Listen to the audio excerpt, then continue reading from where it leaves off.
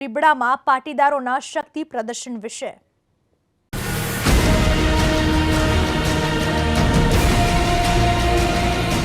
મને આ વિસ્તારની અંદર આવું ને હું આજે આડે રોડથી અહીં સુધી આવ્યો ને મને ખૂબ આનંદ થયો. કેટલી બધી આ વિસ્તારમાં ઇન્ડસ્ટ્રી છે કે જે ઇન્ડસ્ટ્રી અમુક ઇન્ડસ્ટ્રી તો કરોડો રૂપિયાના ખર્ચે ઇન્ડસ્ટ્રી જો આવી. એક સમયે આ વિસ્તારની પરિસ્થિતિ જમીનનો ભાવ બજારની દ્રષ્ટિએ ગમે તેટલો હોય, કદાચ બજારમાં જમીનનો ભાવ એકરનો 3 કરોડ હોય પણ લેવાતી કરોડથી 1.25 કરોડમાં આમાં ભોગ બનેલા લગભગ હાજર છે. આવું ખૂબ બની ગયું. પણ હવે એ નહીં લેતા હોય તો આપણને વાંધો નથી. વાંધો એટલા માટે નથી કે 1.25 કરોડના 3 તો દેવા પડે છે ને. હવે હવાના 3 તો દેવા પડે છે ને, તો આપણી મૂળ કિંમત તો 3 ની છે જ, એમાંય આપણને વાંધો નથી. પણ હજી મને એક બીજો વાંધો છે કે હજી બહારના વેપારી આ ગામની અંદર જમીન ખરીદવામાં હજી એમને કઈ સંકોચ છે, એમને કઈ ભય છે, એવું મારું માનવું છે. ઘણા બધા ઉદ્યોગપતિ અહીંયા બેઠા છે, સામે બેસવામાંથી પણ ઘણા જમીનના વ્યવસાય સાથે જોડાયેલા હશે. તે બધાને મારી વિનંતી છે કે તમે એકવાર અખતરો કરો, તમે કોઈ પણ એક જમીનનો સોદો કરો, બજાર ભાવે હાલતો હોય, તમને પોસાય તો તમે એ જમીન ખરીદો. જો એમાં તમને કઈ અવરોધ આવે, એમાં તમને કઈ એવું કહેવામાં આવે કે એની જમીન બીજાએ લેવાય નહીં, અમારા સિવાય કોઈ લેવામાં ન જ આવે આ જમીન, તો તમારી જમીન હું લઈ લઈશ. જાઓ. તો તમે જે ભાવની અપેક્ષા રાખી હોય એ ભાવે જમીન હું રાખી લઈશ.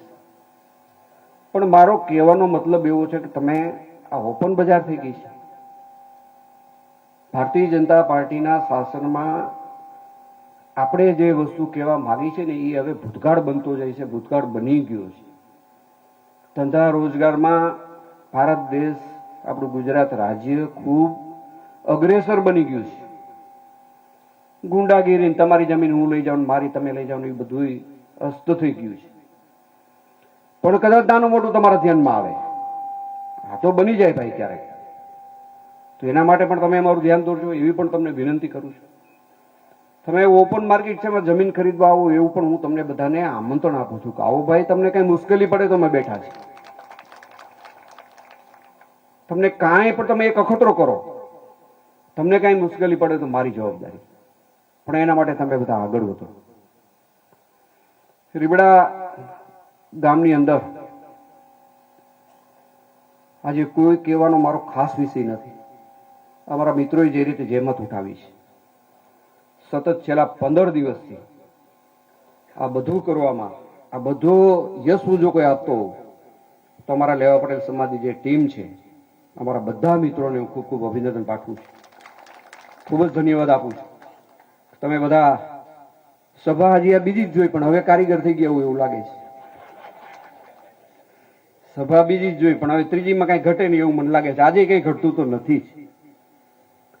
તો આ ગામ પણ ખૂબ પ્રગતિ કરે, આ ગામના ખેડૂતોને પૂરતા પ્રમાણમાં ભાવ મળે, આ ગામમાં બધા સુખ શાંતિથી રહીએ, ખોટો કોઈ ચારો ન કરે. એમ આપણી પાસે હવે એવો ટાઈમ નથી, ધંધા રોજગાર રડવાનો ટાઈમ છે. ખોટો કોઈ ચારો ન કરે તો આપણે નથી કરવો એમ. અને જો એને કરવો હોય તો આપણને એમાં કઈ ચોઘડિયું જોતા નથી ને આપણને એમાં કઈ વાંધો નથી. કાયદાનું કામ કાયદો કરશે. ભોજનનો સમય થઈ ગયો છે એટલા માટે વધુ વાતું નથી કરતો, પણ હું બધાનો હૃદયપૂર્વક આભાર માનું છું કે તમે બધા જે રીતે રીબડા મુકામે, રીબડાની અંદર સભામાં અમને સહકાર આપીને અમને એક હૂંફ આપો છો, જે રીતે યુવાનોને માર્ગદર્શન આપો છો, જે રીતે ગામનો વિકાસ થયો છે, જે રીતે ઉદ્યોગપતિનો વિકાસ થયો છે, જે રીતે ખેડૂતોનો વિકાસ થયો છે, એ રીતે બધાને હું ખૂબ ખૂબ નવા વર્ષની શુભેચ્છા પાઠવું છું. ખૂબ આ ગામ પ્રગતિ કરે, તને મને ધને બધી રીતે આ ગામ પ્રગતિ કરે એવી શુભેચ્છા પાઠવું છું.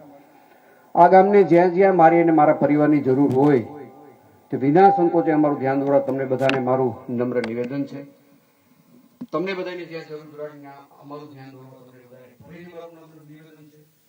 આપણી અત્યારે મોટી સંખ્યામાં ઉપસ્થિત જમવામાં આપણી વ્યવસ્થા જળવાઈ જાય એટલે તમે બધા મિત્રો પરિવાર જેવો આજનો માહોલ છે, બધા સહકાર આપજો. આપ સૌનો આભાર માની મારી વાત પૂરી કરું છું. નવા વર્ષથી આપ બધાને ખૂબ ખૂબ શુભેચ્છા. આપ સૌને તો જયરાજસિંહે જોરદાર પ્રહાર કર્યા, બિંદાસ અંદાજ જોવા મળ્યો. જયરાજસિંહે કહ્યું રીબડામાં કોઈએ ડરવાની જરૂર નથી, વેપાર કરો, રીબડામાં જમીન ખરીદવી હોય તો ખરીદો, હું બેઠો છું. તમે આગળ વધો, અમે તમારી સાથે છીએ. ભારત માતા કી જય. ભારત માતા કી આભાર. આદરણીય શ્રી જયરાજસિંહ બધા બેઠો છીએ આપણે.